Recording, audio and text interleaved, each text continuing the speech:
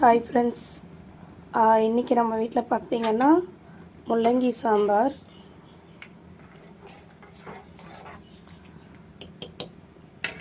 அப்புறம் எப்போவுமே நம்ம ஒயிட் ரைஸ் தான் பண்ணுறோம்.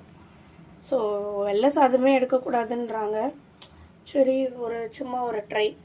இன்றைக்கி ரெட் ரைஸ் பண்ணலாம் அப்படின்ட்டு. ரெட் ரைஸ், கருப்பு கவுனி இப்படி வீக்லி ஒரு 3 நாள் இந்த மாதிரி சாப்பிட்லான்னு சொல்லிட்டு பிளானிங்.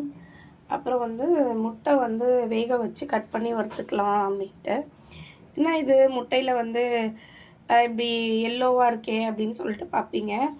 ஒன்றும் இல்லை, கோழியோட முட்டையில் பார்த்திங்கன்னா அந்த எச்சத்தோடு தான் நமக்கு கடையில் கொடுக்குறாங்க.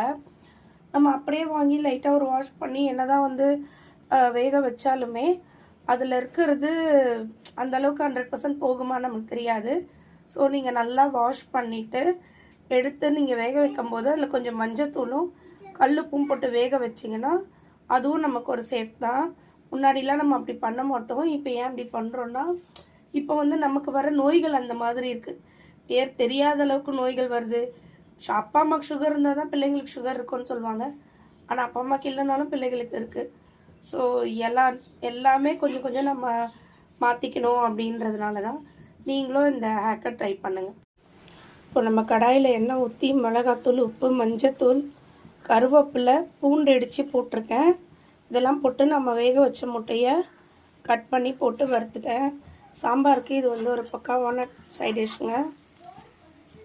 ஏன்னா உடையாமல் அப்படியே திருப்பணும். நெய்க்கா நல்லா தான் இருக்குது, உங்களுடைய திறமை.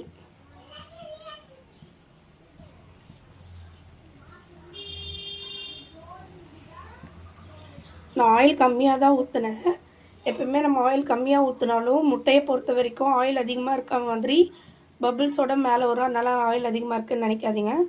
ஆயில் கம்மியாக தான் ஊற்றிருக்கேன். கம்மியாக ஊற்றினாலே போதும்.